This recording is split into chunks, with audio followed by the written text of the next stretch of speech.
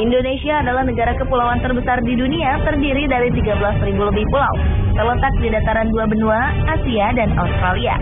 Indonesia memiliki iklim tropis dan jutaan keindahan alam. Indonesia juga dikenal dengan penduduknya yang ramah.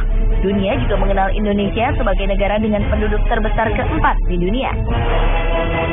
Di samping fakta-fakta mengenai Indonesia tadi, ada beberapa hal penting bagi dunia yang juga diduga terjadi di Indonesia. Berikut 7 hal yang diduga terjadi di Indonesia versi On The Spot.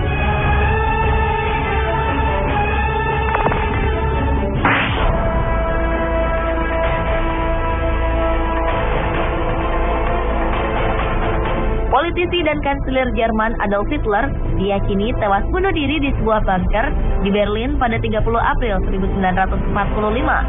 Namun fakta itu kini dipertanyakan. Sebuah program History Channel dokumenter Amerika Serikat menyatakan bahwa tengkorak milik Hitler yang disimpan Rusia bukan milik pemimpin Nazi ini.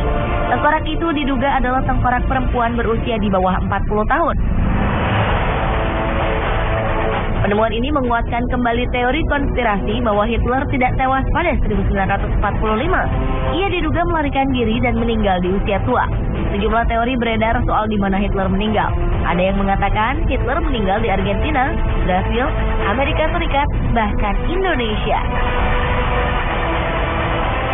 Sebuah artikel mengejutkan beredar di sejumlah jejaring sosial dan mailing list. Artikel ini berisi cerita tentang kematian Hitler. Artikel ini menyebutkan bahwa Hitler meninggal di Indonesia. Dr. Sosrohusodo, dokter lulusan Universitas Indonesia, penulis artikel tersebut, menceritakan pengalamannya bertemu dengan dokter tua asal Jerman bernama Poch di Pulau Sumbawa Besar tahun 1960. Ia mengatakan bahwa Dr. Poch adalah Hitler. Bukti-bukti yang diajukan Dr. Sosrohusodo adalah Dr. Poch ini tidak bisa berjalan normal. Ia selalu menyeret kakinya ketika berjalan. Kemudian tangan kiri dokter Jerman ini selalu bergetar, dan ia memiliki kumis vertikal. Kondisi ini diyakini mirip dengan gambaran Hitler di masa tuanya yang ditemukan di sejumlah buku biografi Adolf Hitler. Dr. Poch yang diduga Hitler ini meninggal di Surabaya pada tahun 1970.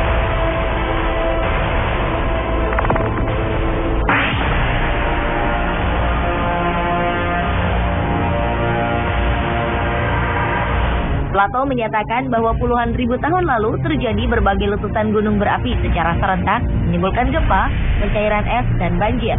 Peristiwa ini mengakibatkan sebagian permukaan bumi tenggelam. Bagian yang hilang itulah disebut Atlantis. Penelitian mutakhir yang dilakukan ilmuwan Brasil, Arioso Santos, menegaskan bahwa Atlantis itu adalah wilayah yang sekarang disebut Indonesia. Setelah melakukan penelitian selama 30 tahun, ia menghasilkan buku yang menjelaskan mengenai hal ini. Santos menetapkan bahwa pada masa lalu, Atlantis merupakan benua yang membentang dari bagian selatan India, Sri Lanka, Sumatera, Jawa, Kalimantan, dan terus membentang ke arah timur dengan Indonesia sebagai pusatnya.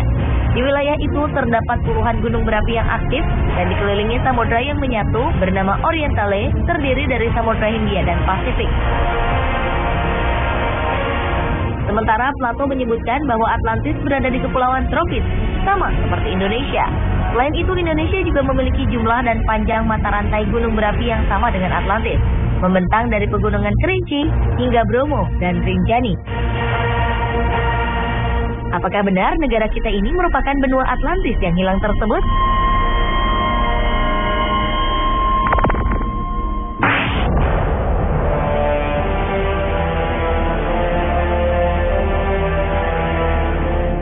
Haji Fahmi Basya, seorang ahli matematika Islam, mengatakan bahwa Candi Borobudur merupakan peninggalan Nabi Sulaiman yang ada di tanah Jawa. Ia mengungkapkan temuannya ini melalui penelitian selama 35 tahun berdasarkan pada fakta-fakta eksak melalui pendekatan Al-Quran. Pernyataannya ini sempat memunculkan pro dan kontra, karena selama ini Borobudur diketahui merupakan candi Buddha dan dibangun pada akhir abad ke-8 Masehi atau sekitar 1200 tahun lalu. Sedangkan Nabi Sulaiman diyakini hidup 3000 tahun lalu. Menurut Fahmi Basya, ada relief-relief yang identik dengan kisah Nabi Sulaiman. Ia juga meyakini bahwa patung Unfinished Solomon yang ada di Candi Borobudur merupakan pekerjaan yang belum selesai karena sang Nabi meninggal lebih dahulu. Masih banyak fakta lain yang dibeberkan oleh Fahmi Basya. Namun, sepertinya teori ini banyak ditentang oleh masyarakat.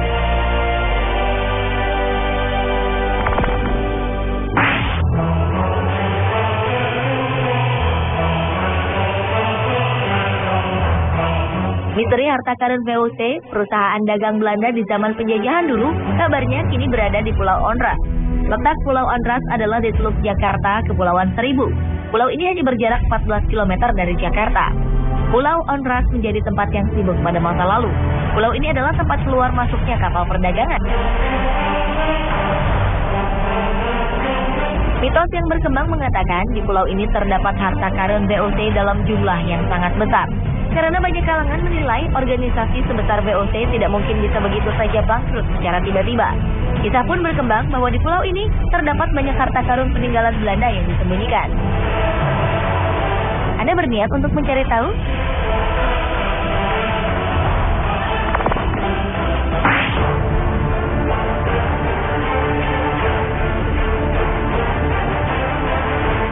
Eropa di abad ke-15 tengah berada dalam keadaan risau dan berkemelut. Dunia perdagangan sedang berkembang pesat dan penjelajahan daerah baru tak terelakkan. Ketika itu, Columbus tidak sengaja menemukan benua Amerika saat ia mencoba mencari jalan lewat timur, salah satunya melalui Indonesia untuk mencari rempah-rempah. Hal ini menyebabkan ia mampu menemukan Amerika lebih cepat dari penjelajah lainnya.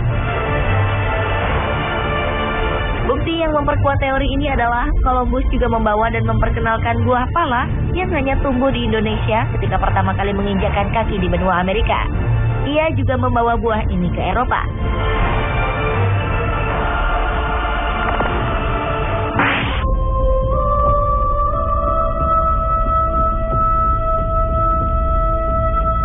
Siapa yang tidak kenal dengan Danau Toba?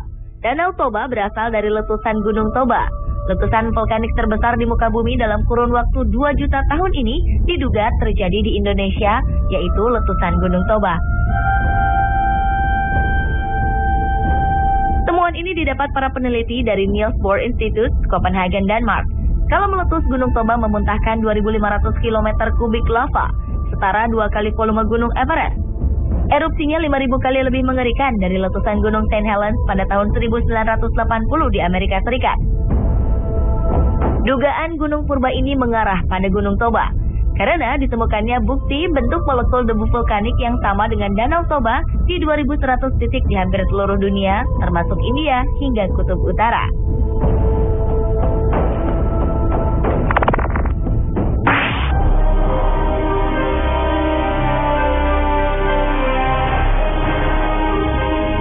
Sebelum abad 19, para ahli menyatakan bahwa manusia pertama kali berasal dari Eropa. Namun pada akhir abad 19, seorang berkebangsaan Belanda bernama Eugene Dubois berhasil menghadirkan penemuan yang luar biasa. Ia menemukan manusia purba tertua di Solo, Indonesia. Pada tahun 1887, dengan hati menggebu, dokter Belanda ini datang ke Pulau Jawa untuk mematahkan teori bahwa manusia pertama kali berasal dari Eropa. Ia mempekerjakan 50 orang pribumi untuk menyusuri tepi Sungai Bengawan Solo sambil meneliti lokasi potensial tulang belulang manusia purba. Pekerjaan ini membuahkan hasil yang menggemparkan dunia. Ia menemukan tengkorak manusia purbakala yang mencirikan kerak. Selanjutnya pada tahun 1892, Eugene menemukan tulang kaki manusia purba yang mirip dengan manusia modern. Dari bentuk kaki disimpulkan pemilik tulang tersebut sudah bisa berjalan dengan 2 kaki. Dan diketahui bahwa tengkorak tersebut adalah nenek moyang manusia yang ada sekarang, dikenal dengan manusia Jawa atau Pithecanthropus erectus. Teori ini memunculkan banyak kontra, terutama dari kalangan Eropa. Dan seiring waktu, makin banyak penemuan fosil manusia purba di sekitar kawasan penggalian Eugene. Jeripayahnya dinilai sangat bermanfaat, dan manusia Jawa diakui sebagai manusia purba yang berusia paling tua di dunia.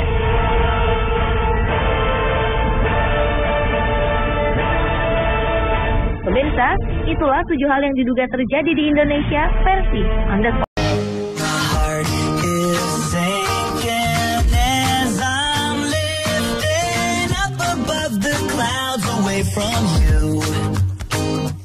Kota Pacitan, Jawa Timur. Kota di selatan Pulau Jawa ini dikenal dengan Kota 1001 Goa. Ya, julukan ini bukan tanpa dasar. Lantaran di kota kelahiran Pak SBY ini terdapat beberapa goa yang menjadi destinasi wisata para pelancong, seperti Goa Gong, goa yang disebut-sebut sebagai goa terindah se-Asia Tenggara. Belum lagi Goa Tabuhan. Selain indah, Goa Tabuhan memiliki keistimewaan tersendiri. Ketika Anda memukul stalaktit dan stalagmit di goa ini, maka akan keluar suara seperti alat musik gamelan.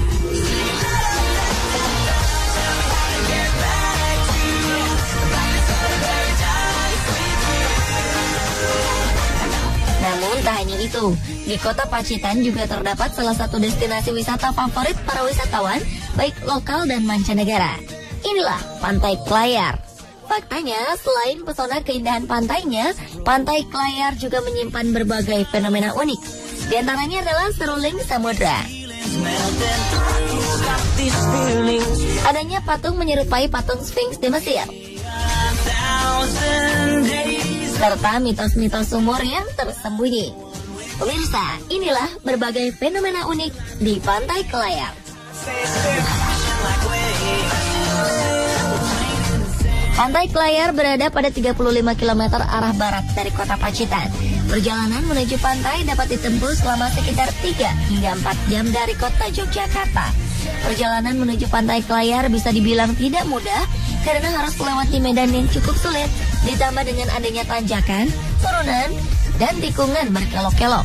Namun percayalah, berbagai usaha melelahkan ini akan terbayarkan ketika melihat suasana pantai dan indah dengan deburan ombak tinggi khas pantai-pantai di pesisir selatan.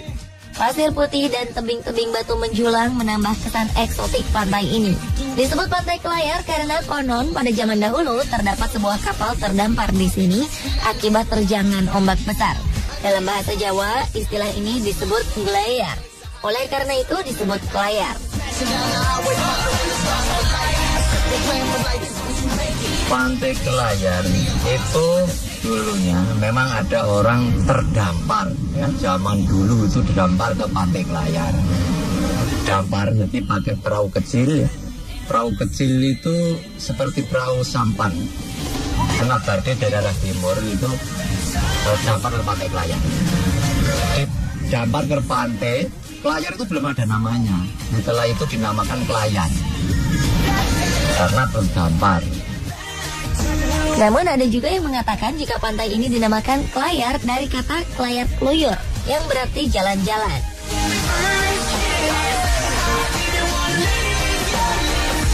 Terdapat berbagai fenomena unik di Pantai Klayar. Fenomena ini berada di tempat tersembunyi dan merupakan area cukup berbahaya, sehingga pengunjung dilarang masuk ke kawasan ini kecuali dengan didampingi oleh pengawas pantai.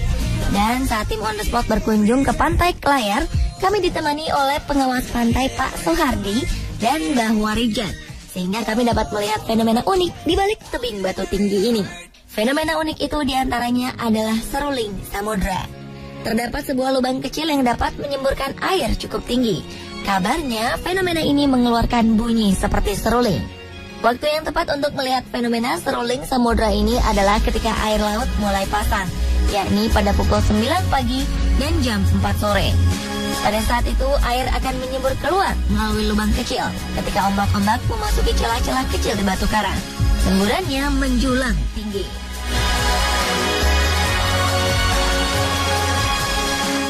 Wah, sungguh menakjubkan. Dan yang lebih menakjubkan lagi, akibat semburan air laut ini, kita dapat melihat pendaran cahaya pelangi yang indah. Kemudian bila ombak sedang pasang, air laut yang keluar dari lubang ini bisa mencapai ketinggian 15 meter. Dan sudah pasti, jika ombak sedang tinggi dan besar, pengunjung tidak boleh memasuki kawasan ini karena sangat berbahaya. Sehingga Anda hanya dapat menyaksikan fenomena menakjubkan ini dari kejauhan. Menurut penuturan Pak Sohardi, air mancur atau seruling samudra ini telah ada sejak zaman dahulu. Namun penamaan seruling samudra baru disematkan ketika Dinas Pariwisata mengelola pantai ini pada 2004. Disebut seruling samudra karena air yang menyembur tinggi ini mengeluarkan suara seperti suara seruling dan terletak di lautan atau samudra. Fenomena inilah yang menjadi magnet bagi para wisatawan lokal maupun mancanegara seperti Perancis, Amerika, dan Australia untuk datang ke pantai nan elok ini. Sayangnya, menurut penuturan tetua setempat, Mbah Warijan, suara seruling dari dalam lubang hanya terdengar sesekali saja.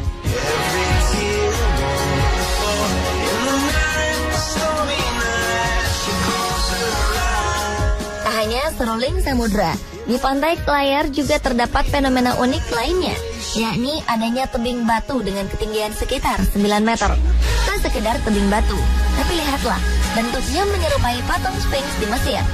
Ya, batu ini terbentuk menyerupai Sphinx di Mesir bukan karena pahatan, melainkan terbentuk alami akibat terkikis hempasan ombak terus-menerus selama berjuta-juta tahun.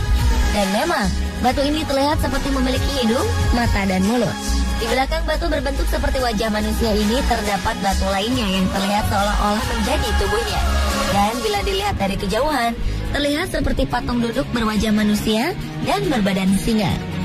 Menurut penuturan Pak Suhardi, sebelum dinamakan mirip patung Sphinx, dahulu penduduk sekitar menamakan batu ini dengan nama Watu Lumbung. Dan konon dulunya, di lokasi ini sempat terdengar seperti lagu-lagu yang dihasilkan dari alat musik gamelan.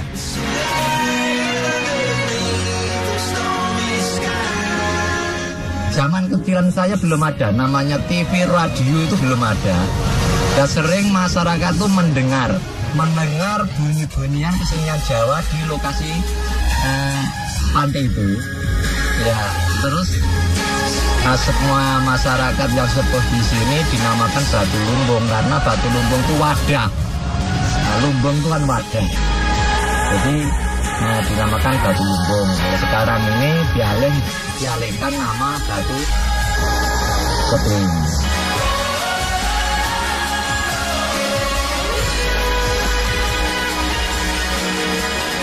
Selain fenomena-fenomena unik di pantai Kelayar, terdapat juga 3 buah lubang air atau biasa disebut sumur oleh warga setempat. Ketiga sumur ini terletak di celah-celah batu karang di belakang tebing batu. Lokasinya tak jauh dari tempat seruling samudra.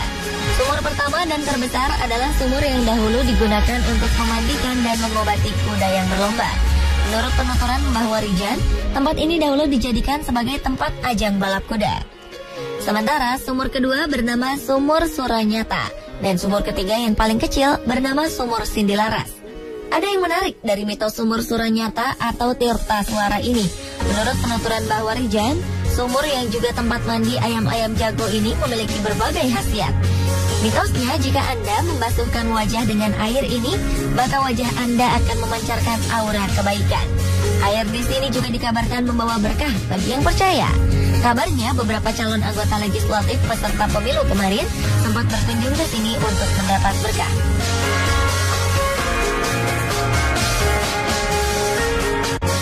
Terlepas dari semua itu, keindahan serta keunikan pantai Kelayar di Pacitan ini bisa menjadi salah satu referensi liburan bagi Anda dan keluarga untuk relaksasi dengan diiringi suara deburan ombak yang membuat pikiran dan tubuh menjadi tenang.